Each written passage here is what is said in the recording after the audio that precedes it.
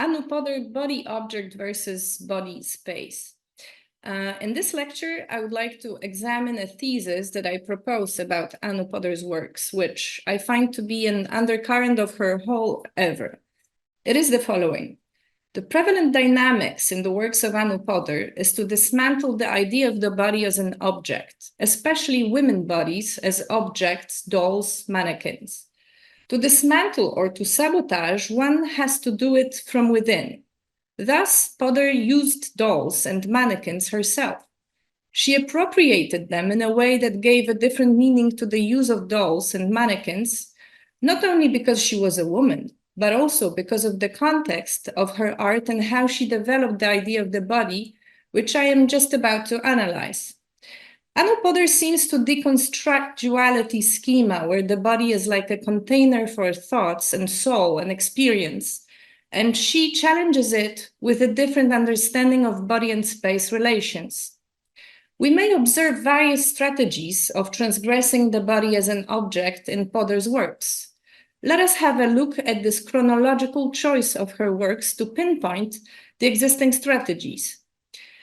In Before Performance, 1981, the figure is frozen in the moment before movement, before the mentioned performance. Does the word performance here allude only to Põder's interest in dance, or is it at a more general allusion to the way we appear to others, perform for others, make ourselves and our bodies present, and how the bodies are either exhilarated or overwhelmed and dumbfounded by the presence of others? Põder's works, Before Performance, Figure which was made to sit, seem to confront ideas of discipline for the body. Discipline, which, as Foucault would show, come from different institutions, like education, including, of course, education for girls to be nice and aware of their bodies and gestures, which may result in restrained poses. The combination of communist and Catholic discipline, even though the two influences were obviously at odds, in Soviet Union countries could indeed result in rather restrained, monumental poses to be seen in socialist realist sculptures, but also interiorized in life. Yet here the material of the sculpture is soft. The sculpture wears actual shoes, and already there is a rebellious touch. And when we look closer, the figure is divided into sections, bringing to mind Burda magazine projects to self-make clothes, read by women who wanted to have dresses like women in the West, just that they had to sew them themselves because of the lack of clothes in general, not just luxurious ones. And then, like a cherry on top, there is also another feature: no head on the top of the figure.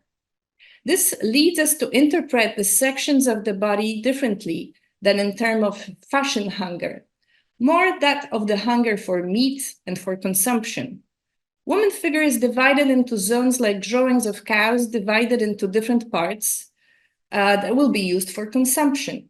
Why the lack of the head drives us there? Well, because of the way in which lack of heads of women would be interpreted in works of men surrealist artists. Deprived of heads, they become an easier prey and object of erotic fantasies. Nevertheless, this symbolic decapitation, this gesture, is appropriated by a woman artist. Such a strategy to appropriate men's chauvinistic or instrumental approach was strongly advised by one of the French feminists, Louise Bourgeois. She argued that in this way it becomes a reversed and redirected weapon. Thus, Anu Põder's strategy might be read as critical and sarcastic. We are used to placing the whole identity in the head or in the face. The body deprived of it may be seen, therefore, like a toy. What Põder does is that she sheds the light on it by appropriating the gesture, and thus the sculpture is dense with semantic layers, and it becomes powerful. Things become even more interesting with Figure which was made to walk, 1984. Here I would disagree with Bojana Pejc's interpretation of what she calls slashes, and perceives them as a violent gesture in her article, Affective Gestures.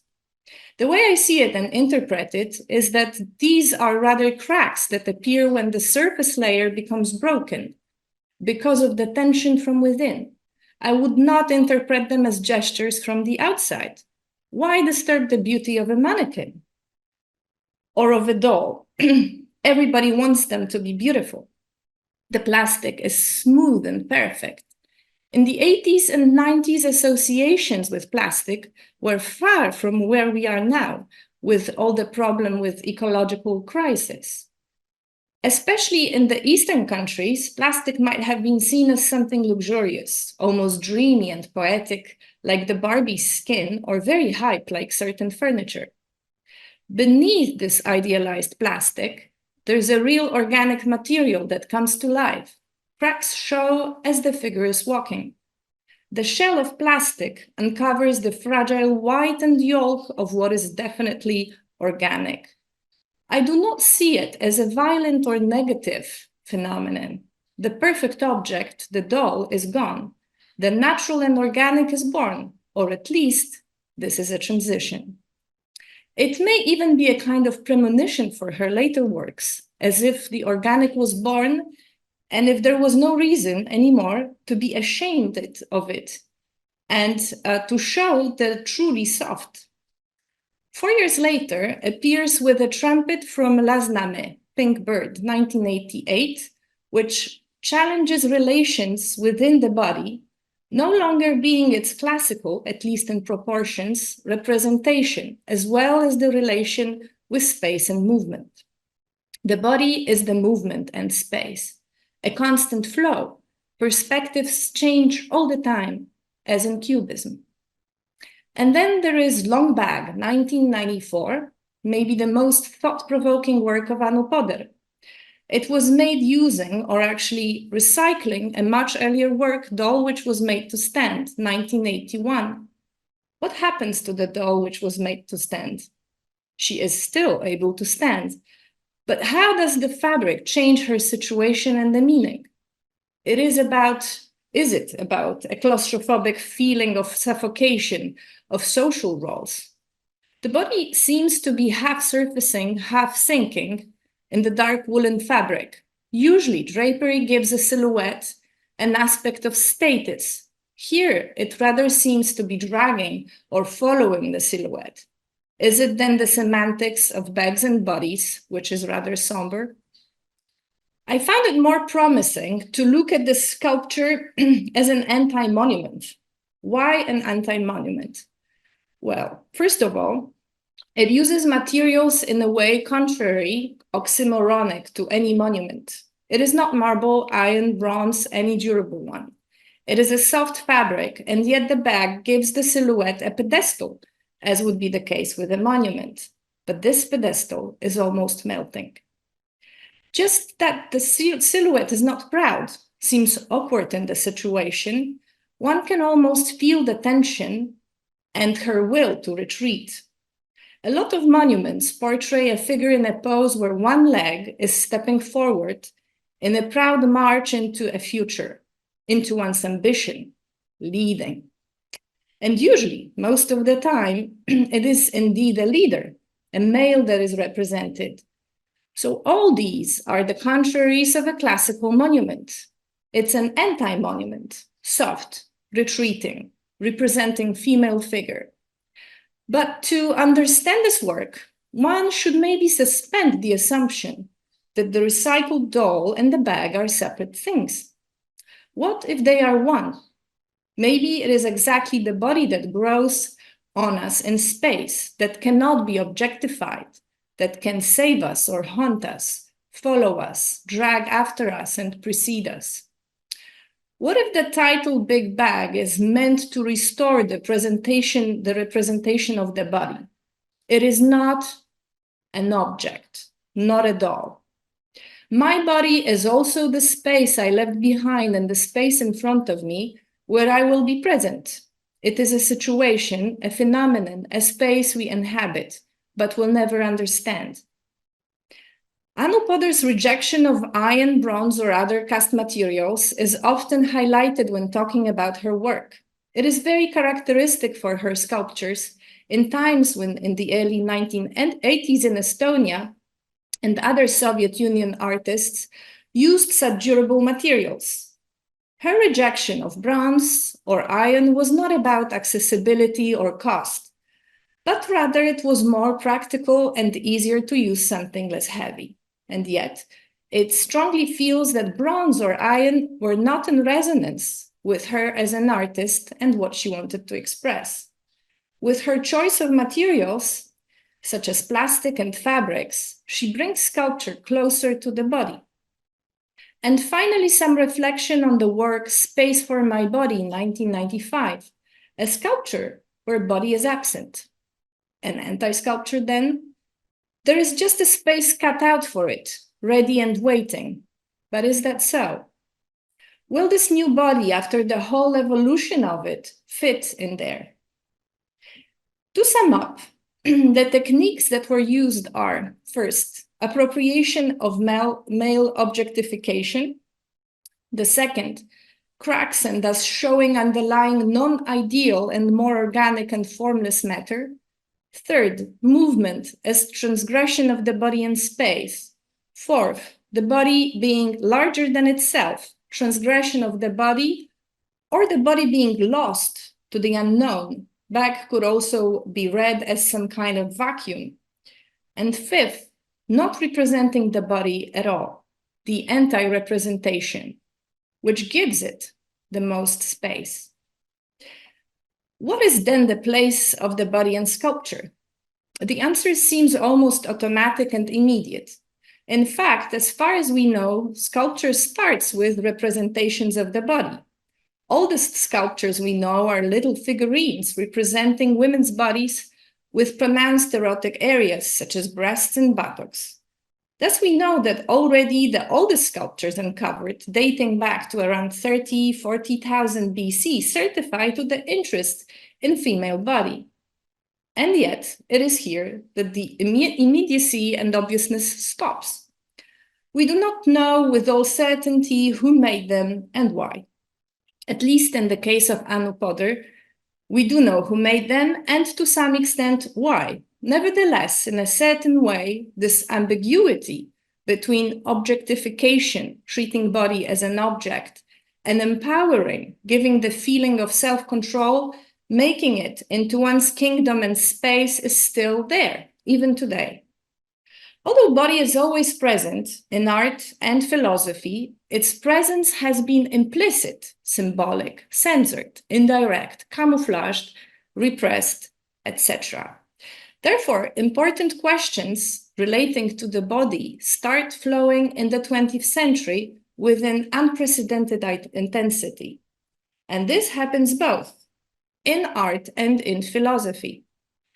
Yet this, of course, does not happen from one day to another. Precursors and progenitors of an approach centralizing body and transgressing the dualities of the European culture, like the ones between body and soul or body and mind, can be found and named.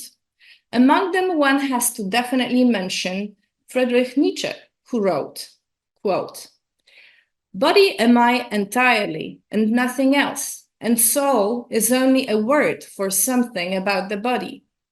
The body is a great reason, a plurality with one sense, a war and a peace, a herd and a shepherd. An instrument of your body is also your little reason, my brother, which you call spirit. A little instrument and toy of your great reason. I, you say, and are proud of the word. But greater is that in which you do not wish to have faith, your body, and its great reason that does not say I, but does I," unquote. Sexuality, organic nature, ephemeral status of the body, all contradictions and all that has been hidden before becomes central. In this context, the works of Anu Põder question the idea of the body as an object. They also seem to redirect us into an understanding of the body as space. Thinking less about the body as an object and more about the body as space makes it impossible for the body to be seized by the gaze of the other. The question, whose body is conjugated in those different forms and materials can navigate the reflection on the sculpture of Anu Põder, not only to think about the body as such, but also about the place of the body between what is individual and what is collective.